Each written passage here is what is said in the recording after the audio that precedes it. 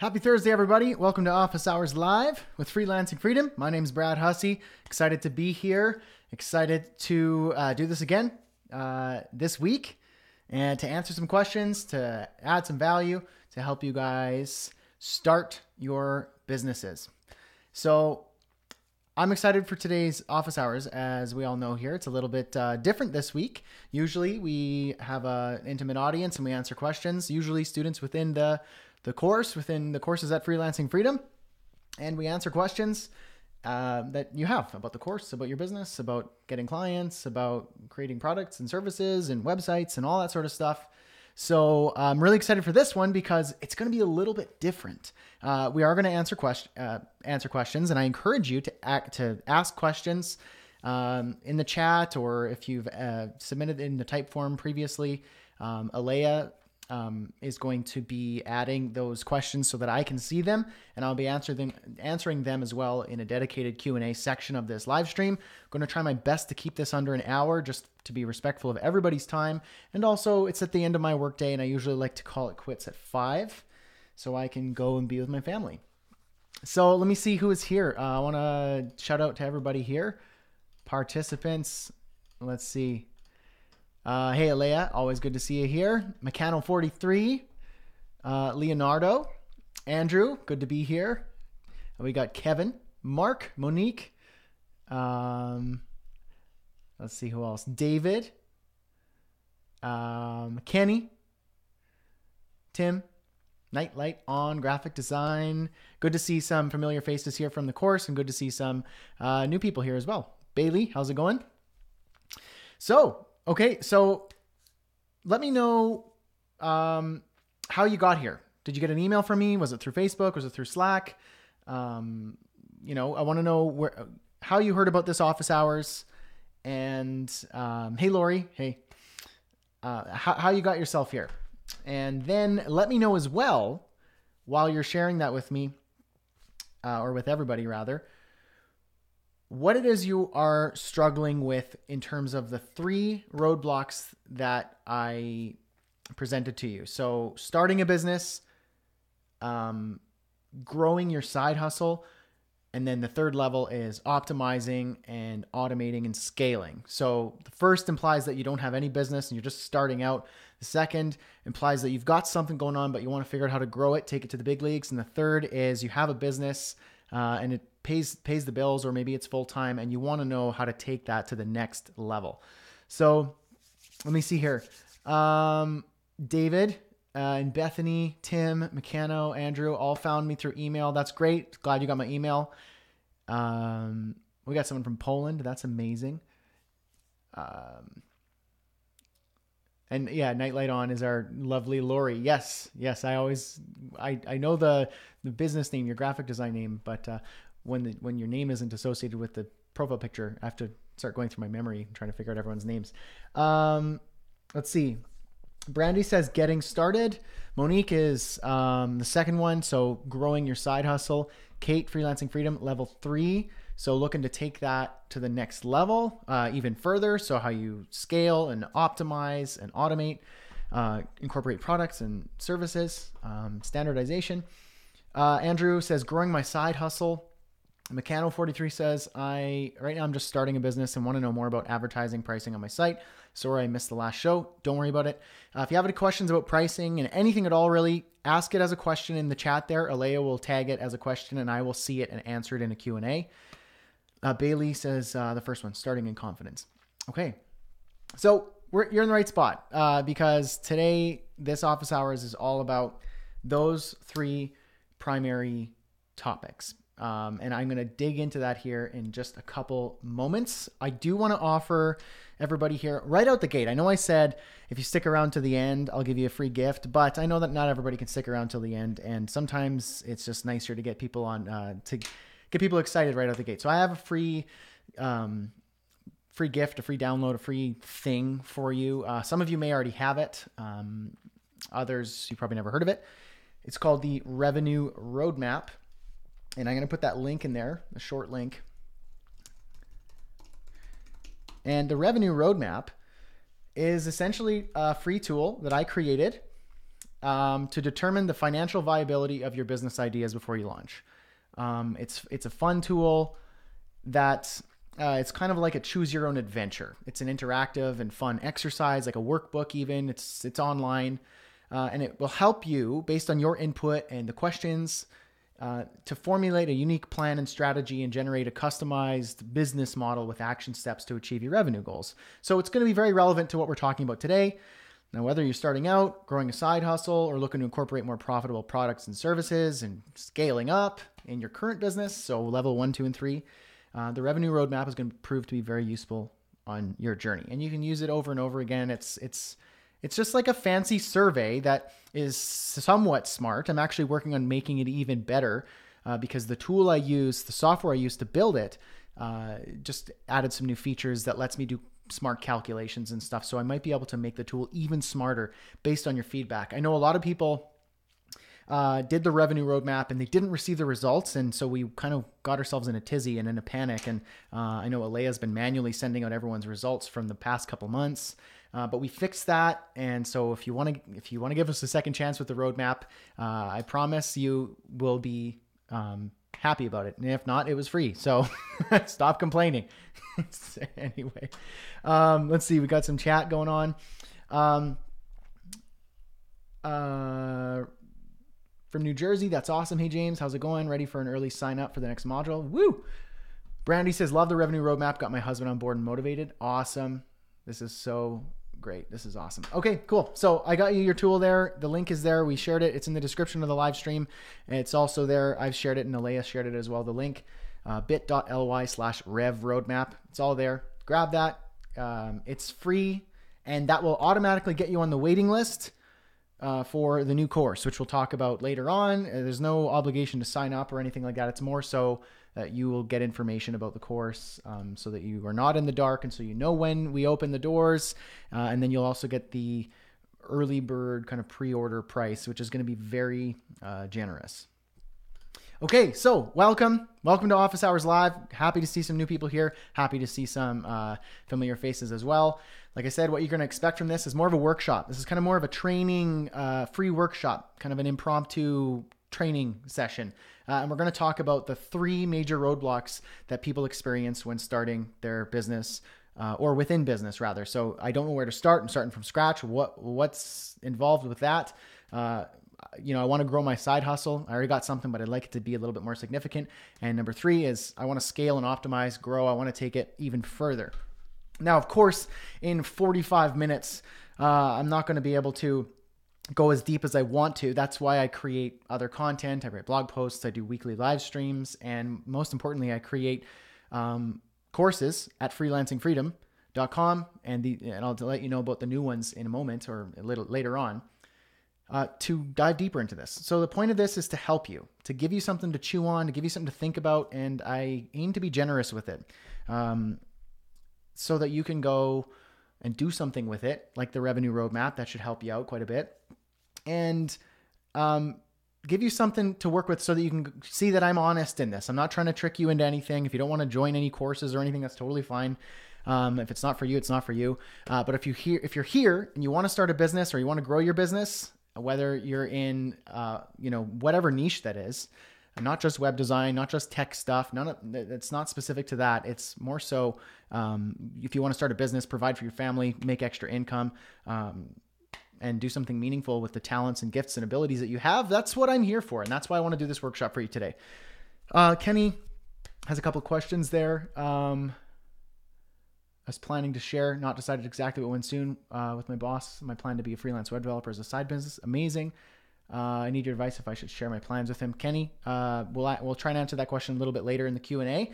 So let's dive into it. So the first roadblock, in fact, I'm going to go switch the screen here so we can try and keep me on track with the topics discussed. So the first roadblock is getting started. I don't know where to start. So I'm going to break this down into 3 major points. Like I said, I can't go as deep as I'd like to on everything in a 45-minute session, but I'm going to give you something to think about. So the first thing that you need to do when it comes to starting your business and everything that comes with that is building the proper foundation. I was just talking with Alea the other day about when you're starting a business, at least the approach that I'm trying to take is to approach it like a marathon versus a sprint. Now, who in here are runners? You know, who runs? Because that's a specific type of person. Hold on. Someone at the door.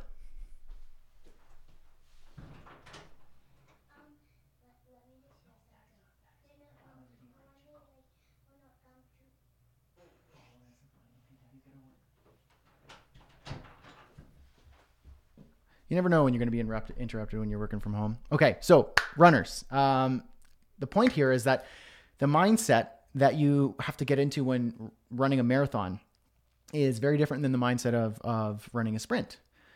Sprint is training your body, getting yourself physically able to just run really hard for a short period of time. When it comes to a marathon and long distance running, that a lot of that's in your head. Of course, you need to be in shape and physically trained, but if you're going in with the wrong mindset, you're kind of dead in the water. So now any runners in here who've done long distance running could probably back me up on that. So foundation, you need to build your foundation, prepare yourself mentally and realize your true potential. Business is hard. Going your own way is hard. Providing for your family is a raw and incredibly rewarding experience at the same time. How do you think that people in history, like ancient history, or even recent history, like early 1900s and prior, how do you think those people provided for their families and made a living? Did they just send out resumes and send out emails and wait for somebody else to provide them with employment and an appealing benefit package and all the supposed securities that come with all that? Of course not. They just figured it out. They had to figure it out.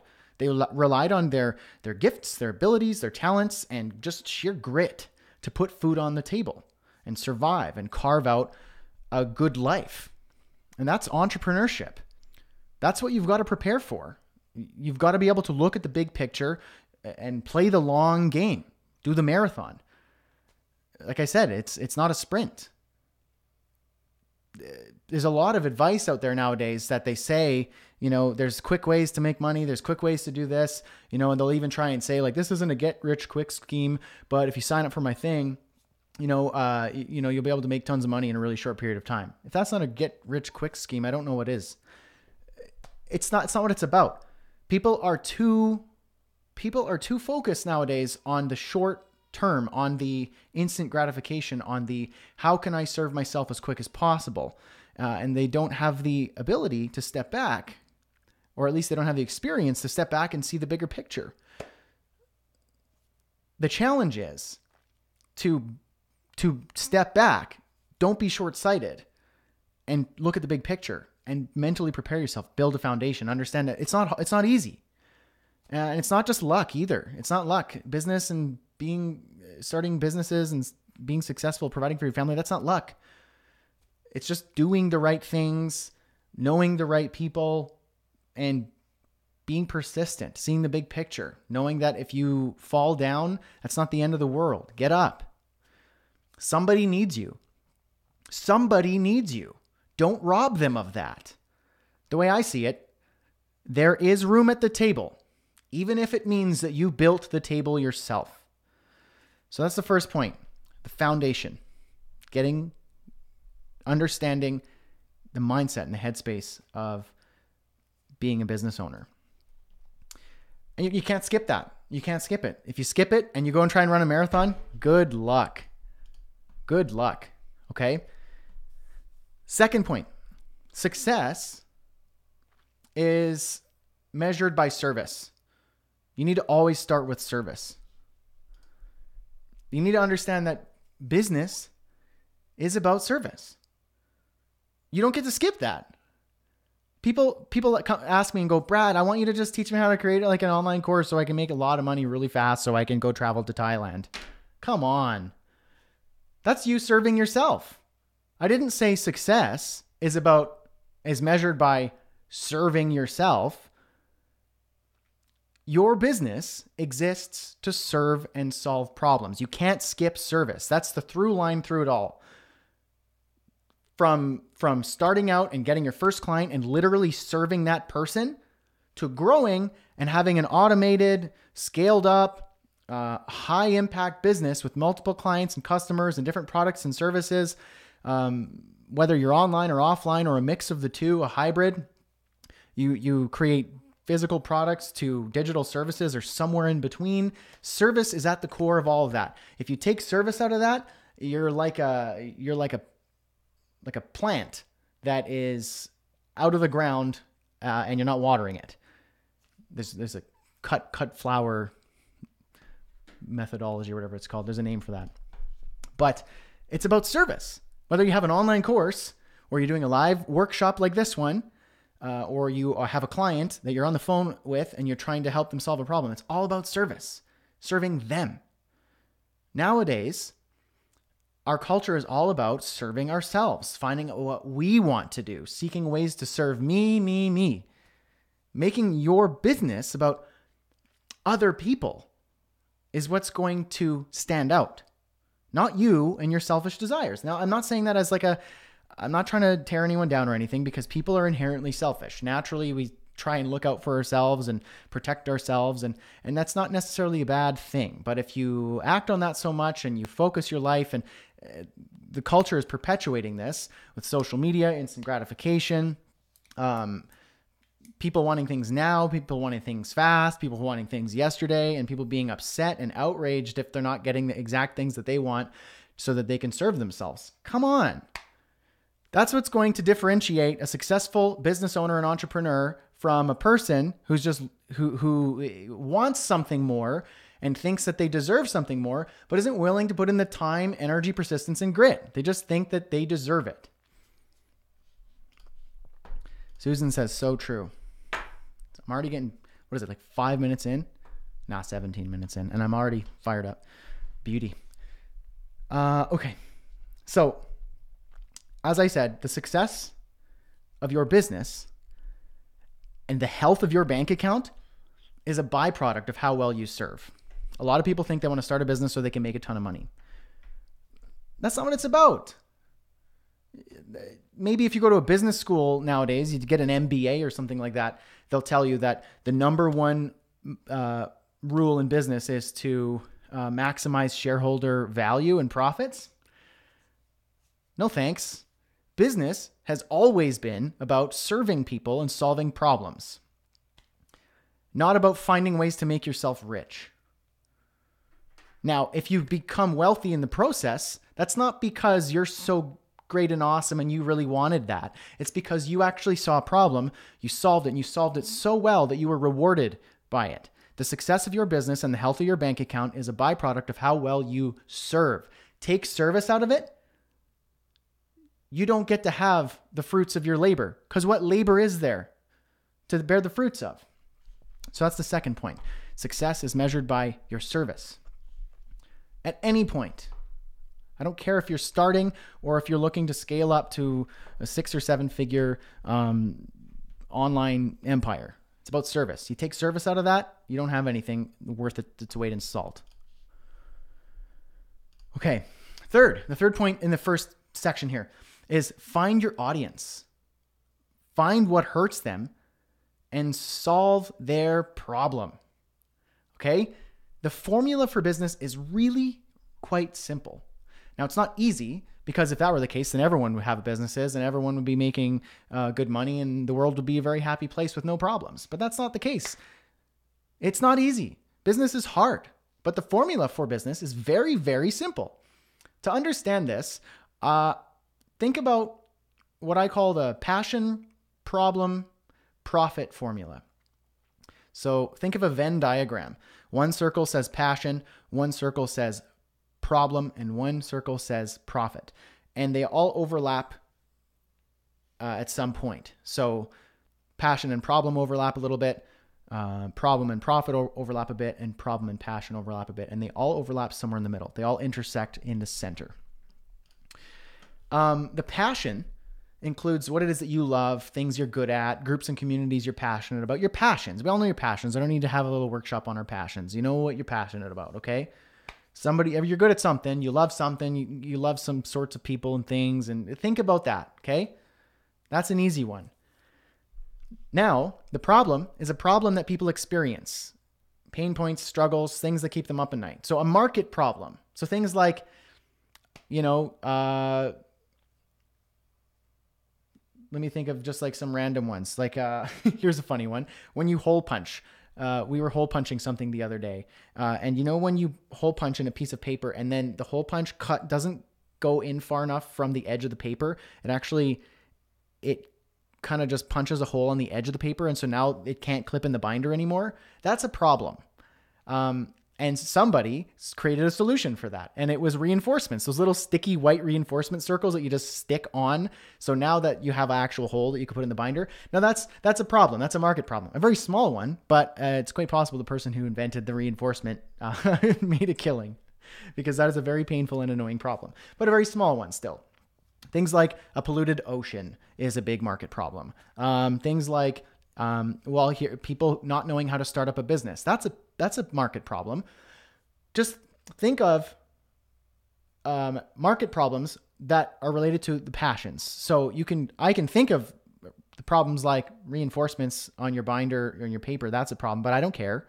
I don't care to solve that problem, nor do I have the technical know-how or ability or desire. So that overlap doesn't work. But what problems do I care about solving? So for me, I care about getting you guys business.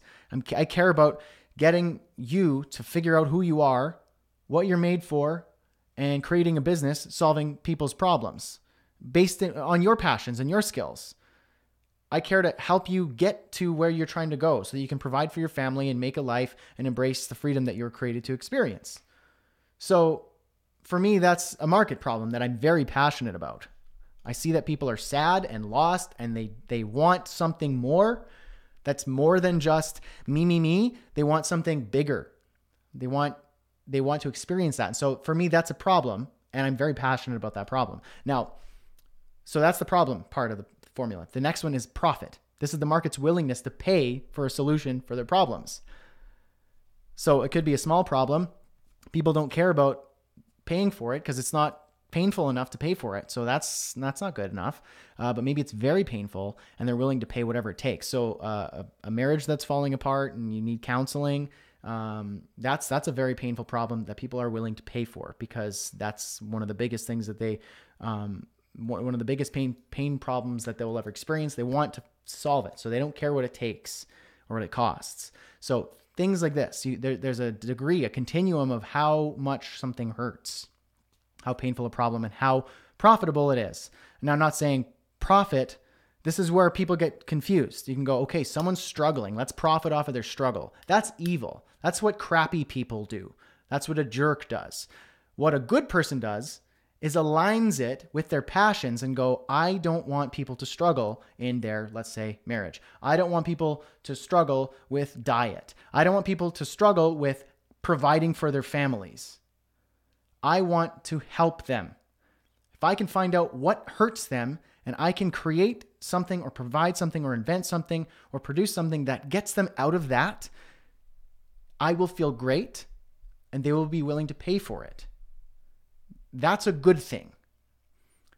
If you're not providing a solution to a problem that you can or you want to, then you're robbing that person of the ability to overcome that.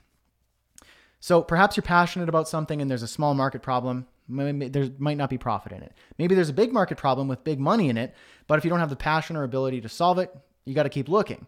Now it's at the intersection of all three, the power problem and profit, the passion problem and profit, that you'll find something worth pursuing. It's that intersection. It's a little section in the center.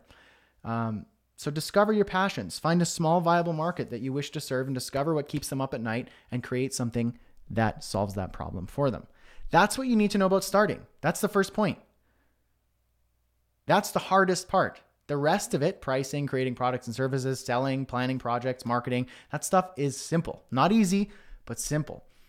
Those things are just strategies. There's a science to it all. And if you can tackle the first three steps that I just mentioned, foundation, service, audience and solving a problem for a small viable market, you can handle the rest.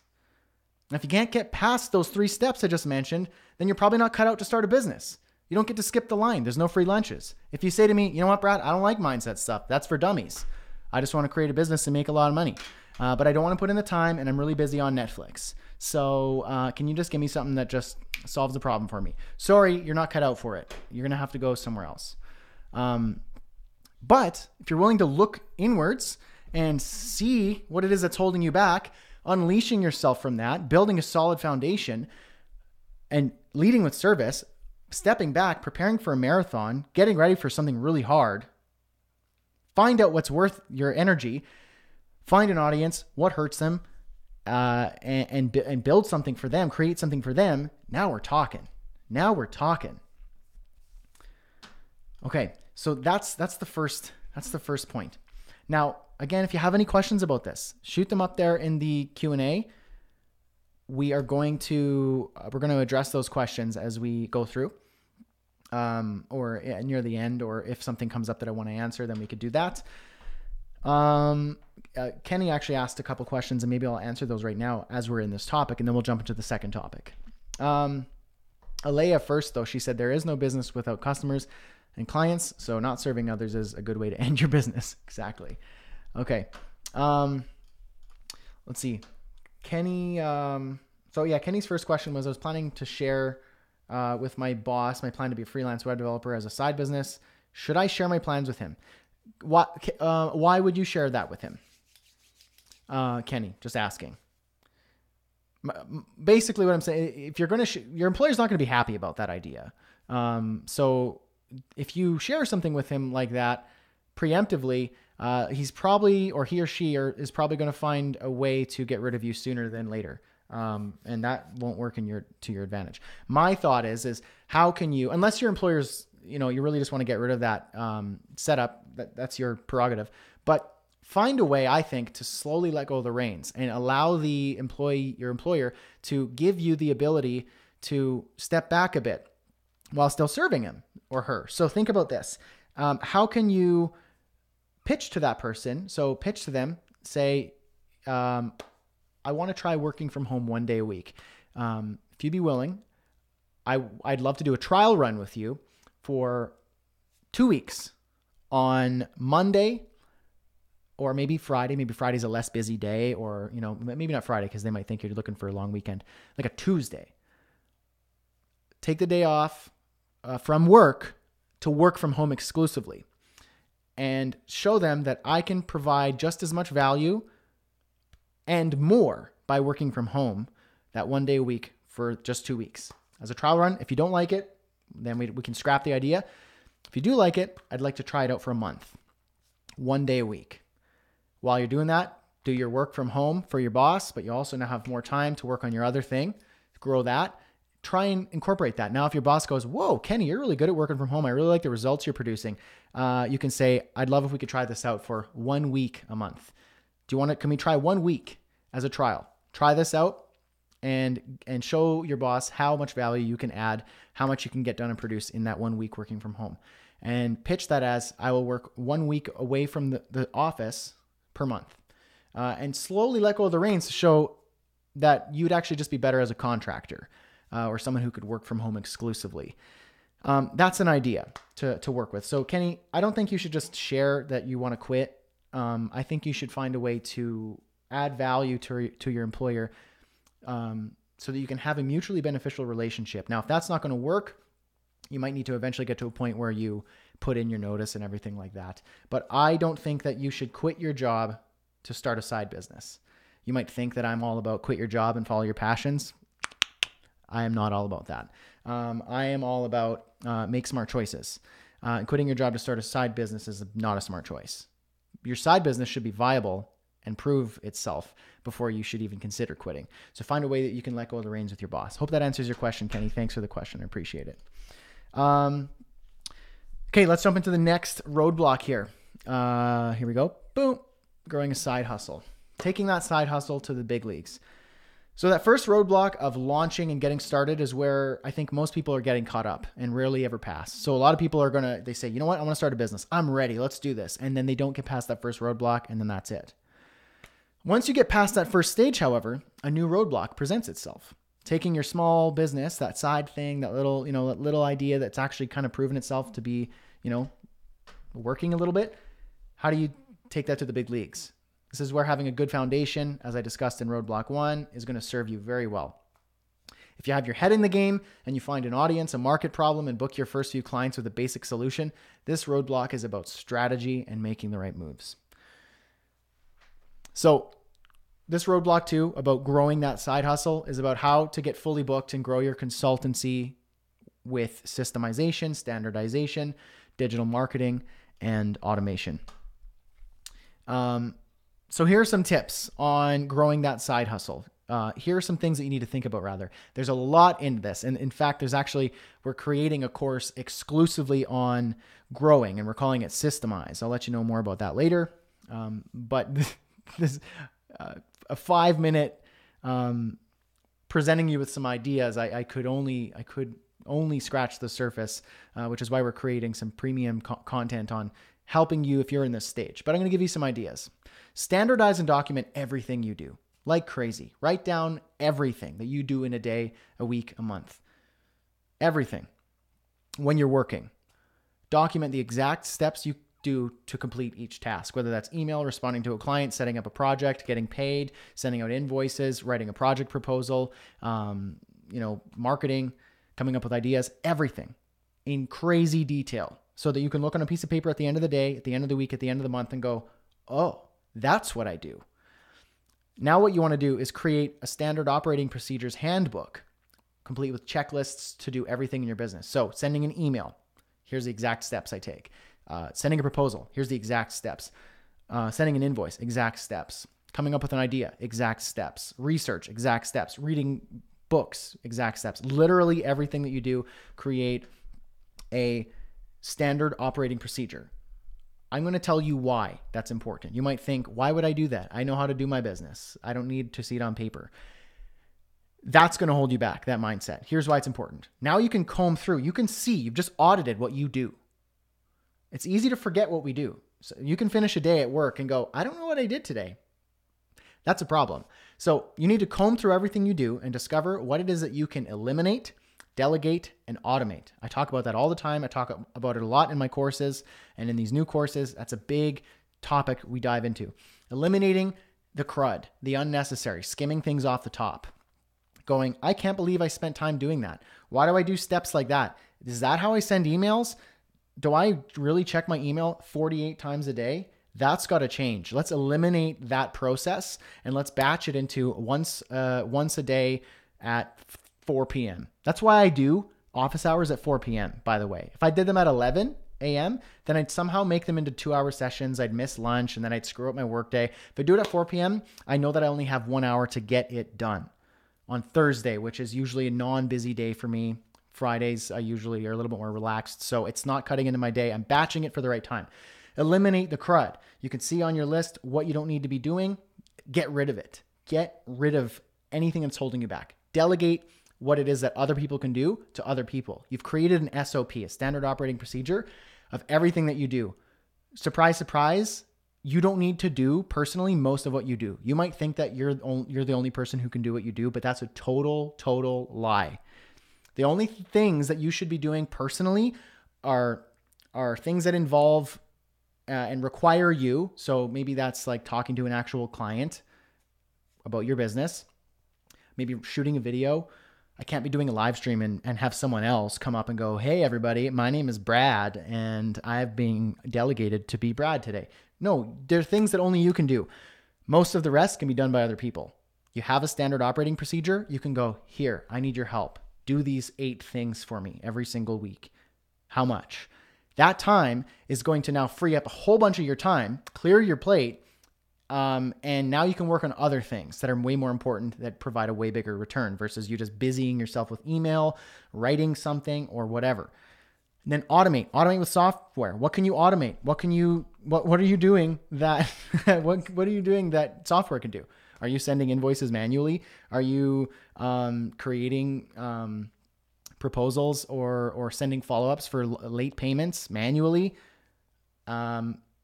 Accounting manually? Are you doing client nurturing manually? There's a whole bunch of stuff that you could be doing to automate. This is going to clear your plate of unnecessary busy work and free your time to work on your business, not within it. The reason why that you're stuck in that side hustle and you can't grow, and this counts for you in that third stage too, where you want to scale up and you want to get big, you're busy working in your business. You need to find ways to work on your business. Act like a CEO versus an employee. Okay. Let's see here. Okay. So now the next tip, the first one was standardize and systemize. Second tip, create an 80-20 brand strategy. Now, I'm not talking about fancy websites and flashy whatchamacallits, but a website that does one thing really well. Captures emails, gets you, phone calls, gets you phone numbers, gets people downloading your thing, buying your thing. Your website should do one thing really well. If you think your website is to look really good and look like a really cool agency and like get lots of likes and, that sort of stuff, then it's garbage. It's pointless. It's taking up space on the internet. Shouldn't be there. Your website should do one thing really well. Your website is an employee and you're spending money and time to have it. When you hire somebody to work for you, you know exactly what it is that person is there for and what they're doing for you and the return you're looking to get out of them. Think of your website as an employee and dial in the one thing that it does really well. That is key. Kate says, I was wrong. I'm on stage 2. No worries at all. Totally fine. Stage 2 and 3 are, there are similarities. Stage 1, I think, is the hardest. Stage 2 and 3 are about increasing levels of strategy and things that took me years to figure out, but now I can distill it in the right places to understand, okay, if you're in stage 2, this is what you should be looking at, stage 3, and so on and so forth.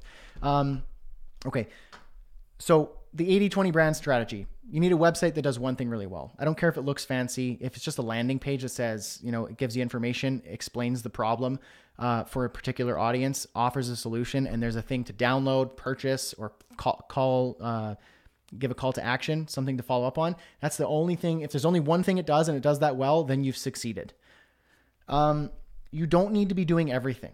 You just need to do something that works really well. Keep that in mind. So find the 20% that gets you 80% of the results. That's the Pareto principle, the 80-20 rule. Focus on the 20% that gets you 80% of the results.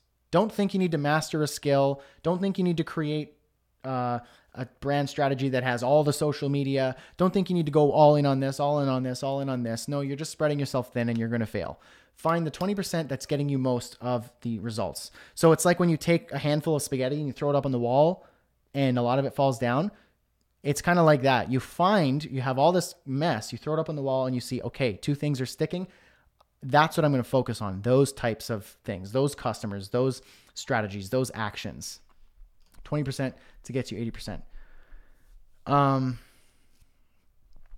Bailey has a question there. We'll queue it up in the board there and I'll get to it in a moment. Let's see. So now you might think it looks cool to be on like Instagram stories. But if your audience hangs out on YouTube, then you're wasting your time. Why are you on Instagram? If your audience isn't there, if there's nobody responding to that, if you're trying social media out and you're finding you're getting most of your results and actual leads, customers, follow-ups from Facebook or YouTube or Pinterest, then who cares about the rest of it? Go all in on the one that's working. Find the things that get you results and then zero in on them. Get rid of the rest. Eliminate, delegate, automate. So that was create an 80-20 strategy.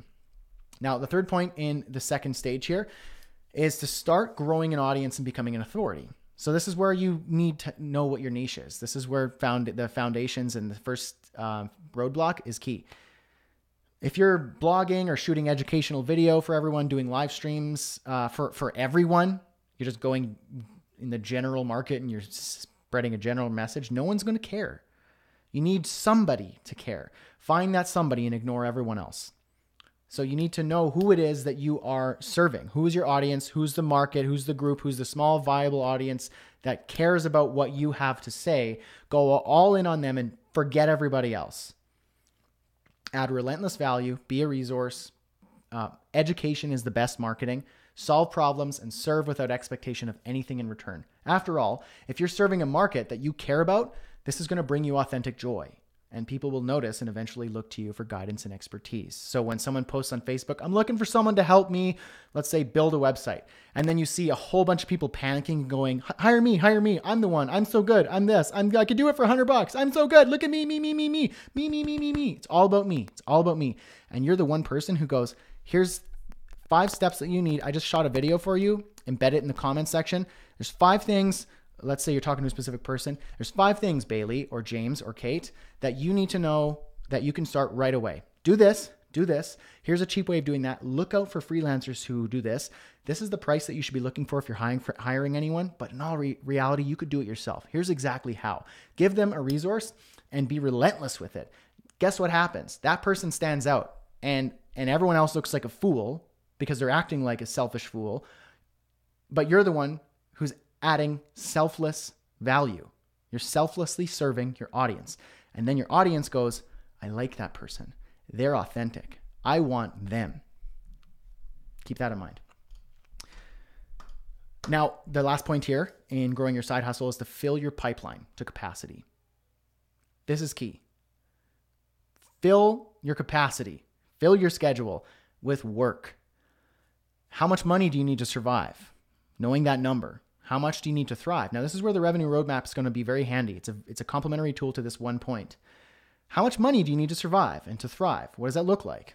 What's your average invoice? So this is where, if you're in stage 2, you know what an average invoice is. You'll go, yeah, most of my invoices are $785. I've taken all my invoices and averaged them. This is how much they are. This is how many I get a month. This is the average. How many of those invoices do you need to earn your ideal living? So if you have a low average invoice and you need to have a lot of those invoices to earn your ideal living, then there's a problem. You're at a bit of a paradox there. You need to either take on a lot more work, which is not really realistic unless you're not getting enough work, or you need to start increasing rates or pulling different levers that get you more revenue and more customers. How can you increase that invoice value? How can you fill your pipeline? What can you do to book more clients? How can you improve your marketing strategies? Can you look at what you're doing and find the 20% that's getting you most of that income? What if you focus there and went all in on that? How does that affect your pipeline? Remember 80-20. So keep that in mind. Okay, a couple more questions here. Bailey had a question. When having a website do one thing, you're still suggesting to allow others on the website. Of course, anyone can visit your website, Bailey. I'm not saying that people shouldn't be on your website, unless I'm misunderstanding your question.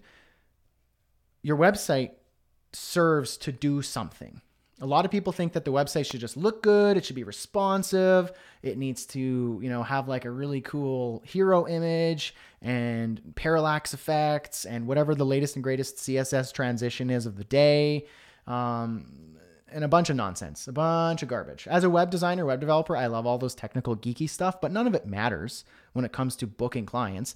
If you can find a way to use these things to, increase your sales or increase the way that you deliver your solution to your customers, sure, okay. But who cares about that stuff? Your customer sure doesn't. So your website needs to do something. If you can't tell me, if I go to your website and I go, what's your website trying to do? And you go, I don't know, look, you can read about me. All right, I'm gone. You got 5 seconds or less to get someone's attention. And if you have an audience member, someone who is somewhat interested in the service that you provide, given that you know who you are, what you want to offer, the service you do provide, and the audience you provide it for, you've got their attention. And they give you 5 seconds to go, why should I stay here? And you go, you can read about me. They'll go, I'm out. Bye. You're clearly not for me. What can you do in that 5 seconds to get their attention and to add value to their lives and keep them there for longer? So they need to do one thing really well. Kenny says websites must do one thing really well, a call to action. What are the guidelines to design towards this goal? I'm not going to talk about design strategies and stuff for this goal, but you need to think of this one question. I'll give you this, Kenny, and everyone, and Bailey, and everyone listening. When giving your audience to someone who's visiting your site, given that they are a member of your audience, the market you're trying to serve, ask yourself, what is it that I can offer them that will be crazy for them to turn down? Something absolutely insane that they just couldn't turn down. Something that they really, really want based on who they are, the problem that they have. So if you just say, join my newsletter, give me your email and I'll send you a bunch of emails and clog up your inbox like everyone else, then I'm not going to do that. Maybe at one point that worked. It doesn't work anymore. What you need to do is be hyper specific. Now, if you're helping parents, let's say that your coaching business is to help parents have better relationships with their teenagers who seem to not like them, and they're reaching out and they're saying, I need help. And they found your blog, your website, your YouTube channel, your landing page, your Facebook page, your email, and you seem to be someone who knows what you're talking about to help parents and teenagers. And they land on your website. They've got 5 seconds as they just glance and they initially see it for the first time ever. And you have something that says, are you struggling to cultivate a meaningful or a healthy relationship with your teenager? Or is your teenager doing these things? And they go, yeah, that's why I'm here. Okay, you got my attention. Now, how can you get my interest? Now you're explaining, here's what it is that I do. Here is my mission. Like, okay, you got my interest. And then you explain how suffering with that problem is not normal, but it's possible for it to be fixed. Okay, now I'm desiring what it is what that thing is. What is this? Now I'm salivating. I can almost imagine not having this problem. And you're dangling it in front of me. What is it? And now you give them action. I put together a 10-part checklist or 3 video series, or I have a YouTube channel, or give me your email and I'll send you a 10 email series about how to get started with fixing this problem. And then they go, yeah, okay, I'll give you a try. Think of that. Attention, interest, desire, action. That's something that you should be thinking about. Okay, so James has a question there. I don't quite understand it there, James, but maybe we'll get to it in a moment. So that is the roadblock number 2, taking that side hustle to the next level. Now, scaling and automating. Now, if you have any questions about any of the stages, add them in the comments and we'll try and get to them before we close up. Okay, roadblock number 3, optimizing and scaling your business. Once you've figured out how to systemize and standardize your business, you've incorporated eliminate, delegate, automate, your pipeline is starting to fill up, and you've got a website that's working for you, an 80-20 marketing strategy and branding strategy. This is where roadblock 3 comes in. You already got a lot of work coming in. You feel pretty good. You can legitimately say, yeah, I do client work. I'm a consultant and I make almost as much as I do, or just as much as I do in my full-time job, or I can survive on my side hustle. It's doing really well. But I'm really busy. I'm like running like crazy.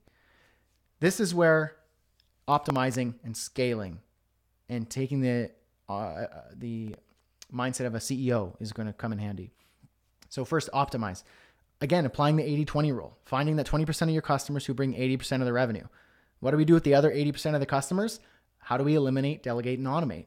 Look at them and go, okay, these 20% are getting me 80% of my revenue. I don't need to work with all these people doing these tiny little tasks. It's actually eating into my time and my mental stress. What can I do with the rest of these people and only focus on the 20% and then find who they represent and then scale from there. Eliminate who you shouldn't have. Pass them off to a friend. Take a referral fee for sending them to someone in the Freelancing Freedom community, whatever it is. Get rid of them. Say goodbye in a nice way. Delegate. Get someone on your team. We'll talk about that in a moment. How can you subcontract or hire somebody to take care of that? Maybe part of the project or the entire project, and take a fee from that, or get somebody on your team to handle a project so you don't even have to see it. And you just know that you're taking the CEO approach and you're now just moving things around and saying, okay, you're going to handle this project while I focus on this one. And then automate. This is where creating a product, which we'll get into actually in this section here very briefly, to serve parts of your audience and who they represent, but they shouldn't be taking up your time. So is there a product that you can develop, a course, a book, some sort of digital information that you can provide to them software, whatever, that will solve their problem for them. That doesn't require you to be there. Maybe there's like a whole bunch of clients who always ask you how to edit this thing or how to talk to an employee, how to fire an employee. Maybe there's a bunch of stuff that, that takes up your time, but it's just stuff that's below your pay grade at this point. Create a video series, a course, a product, and sell it for a small fee to those people and say, here, this is going to solve most of your problem. This is going to address everything that in this stage is you're going to be needing to address. And then now you've created something that's an asset. You don't need to be there anymore to solve your customers' problems. So eliminate, delegate, and automate the 80% of the customers who don't add joy and value to your business. Standardize, standardize, standardize. Now, scaling. I really like lean business models where you have high revenue and very low overhead cost. Many business models with high revenue have their profits eaten up by high overhead costs like rent, full-time staff, insurances, and all this sort of stuff, equipment, and so on and so forth. But consultants and freelancers have the luxury of a very lean business model where you can make a lot of revenue and have a high earning potential with very low overhead. So my overhead costs are way more than what they were when I first started, but my overhead costs at this point in my business are significantly less than maybe another business that's half my size, but requires a full-time staff, a brick and mortar store, maybe vehicles. So that's where in this field that we're in, where we can work online, our expertise, and using elimination, delegation, and automation and scaling and optimizing and automating, we can have a really lean business model. That's why you see entrepreneurs out there who are utilizing the digital world and what it is that we have available to us to create businesses that are very lean, solo businesses that generate significant revenue, but solve problems to scale. Don't lose sight of this as you grow. We can scale by hiring part-time staff or full-time virtual assistants, even incorporating more automation and software. So you don't have to say like, okay, to get to the next level, I need to spend tons and tons and tons of money. That's not true. You need to look at what you're doing and go, okay, what can I eliminate, delegate, automate, 80-20, apply these principles, standardize, standardize, standardize, scale up. Maybe you need to pay a little bit more for software, but everything that you incorporate in your business is going to give you a very clear return. If I have to spend $500 a month on a person, that person is going to very legitimately add at least that value to the business every month, if not twice or 3 times the amount. Now, the next step here is to build bridges and create an automated product that sells 24/7. This is where true scale automation and growth really, really happens. What is a bridge? Why build a bridge? A bridge is what I call a passive income product, a digital information product, like an online course or an ebook, software, downloads, video templates, whatever it is. And it allows for income consistency and normalizing the peaks and the valleys that you experience as a consultant. You get a lot of income this month, none next month, and then you freak out and then you quit. We don't want to do that. Step back, have long-term vision, and know that there's another wave coming. But if you can build a bridge across those valleys, that's going to make it much more comfortable, and that's going to allow you to grow. Why have a bridge? Why have an automated product that sells 24/7? Authority, education is the best marketing. Your time is the most valuable and should be priced accordingly. So you're going to outgrow some of your customers. So how do you serve the people who you've outgrown? With a product, something that doesn't require you to be there personally, but you can use your expertise and information, put it into something, and serve the people that you cannot give your one-to-one time. The bridge is not only bridging an income gap, but the customer offering gap. You can serve the clients who can't afford your premium consulting anymore, but they still need a solution. How do you serve them? A product, something that doesn't require you to be there, an asset. And then you can market, sell, and deliver that solution automatically 24/7. You could be sleeping and serving a customer on the other side of the world and see in your inbox that you made a sale for your product, for your course, for your software, for your download, whatever it is. When do you know that you can productize your value? So ask yourself, what are your services are repetitive, one size fits all? List out everything that you do, audit everything that you do, and how can you package this expertise and value you offer into a product that solves 80% of the client's problem? Or perhaps rather 20% of the client's problem that gets them 80% of the results. Show them how to do it themselves. Maybe you have clients who are asking small questions. So people who are asking questions that are below what you want to spend time on. You know that if I spend 30 minutes answering this question, I could be working on something way bigger, on that big client project, on securing that new client, on building that thing, on establishing a marketing strategy. But if I just answer that question, it's such a waste of my time, but I feel like I need to help that person. That person represents other people who are going to have those questions. Create something for them in a product format and sell it that way so that you can just say, check this out. And then you can automate that by having it on your website. So you have your website doing one thing really well. The first thing that the person who comes to your website, they're not going to be there to give you $5,000 or $10,000 up front. They're skeptical of you from the very start. So if you say, here's who I am. Here's the problem that you're experiencing. Am I right? Here's an explanation of what that looks like. Here's what it looks like to have that problem solved. I can help you do that. Download my free thing and I'll get you started. They go, okay, sure. Here's my email. You nurture that list. You nurture that person and go, I am the person you're looking for. I am for you and I am going to help you solve that problem. Here's your next step. I created a book for you, or I created a course for you. I created a 3-video series. I created a free workshop for you. Come to my live workshop. I do them every month and they're only $50 to register, and you get a book out of it, or you get this out of it. And I'm going to help you solve your problem. At the end of that thing, they go, wow. And they've given you money. They've become a customer. Even if it's a small amount, they trust you now with their wallet and their attention. So now you can go, here's how we can take this further. If you're looking to really go deeper into this and you don't want to do it yourself anymore, then come talk to me over here. We'll jump on a consulting call and maybe we can work one-to-one. And my fees and my regular rates look like this. That is how you scale and automate and take it to the next level. So my friends, those are the 3 points: starting, growing, and scaling. Like I said, I only touched the surface.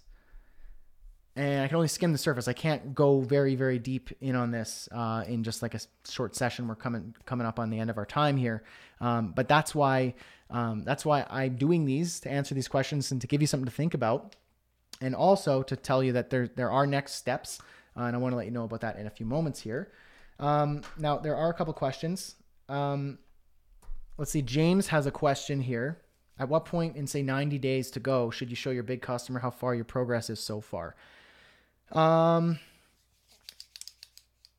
days to go, should you show your big customer how far you progress? Give your customer weekly progress. Depending on the size of the project, give them do a weekly meeting, do a weekly kickoff call on Mondays, on Thursdays at noon, on whatever it is. Do a progress report every single week and say, this is what it is I've done. This is what you can expect of me this next week. This is what I need from you this week. And this is how we're going to keep things on track.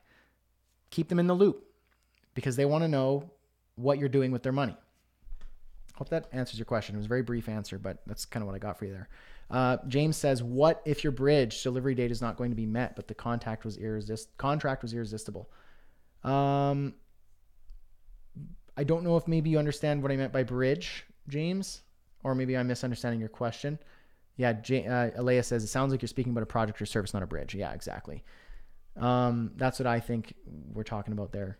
Monique says you need to get going. I got a client meeting right now. You go serve that client. Now, okay. Before everyone has to go, because I know we're ending off on my time that I promised we'd take, I want you guys to get that free roadmap. It's right there, bit.ly rev roadmap. I want you to check out that, download that. It's totally free. It's just, I ask your name, your email. Many of you are already on my list, so you're not giving me anything new.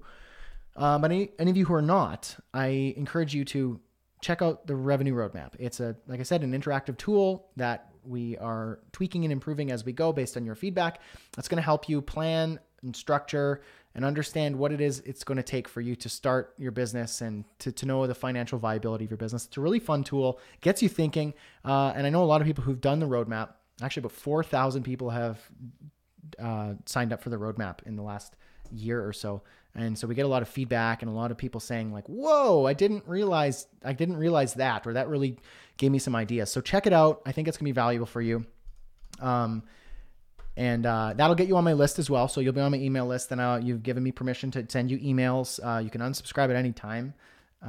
But I aim to only add value. I'm going to let you know about my new course, which is Well, that's what I'll let you know about this. I'm working on 4 new courses at Freelancing Freedom: Launch, Systemize, Productize, and Elevate. They address everything we've talked about today in much more detail, in much more significant detail, with action steps, resources, scripts, and everything in training and application, everything you need to do. I'm just letting loose on all of these topics.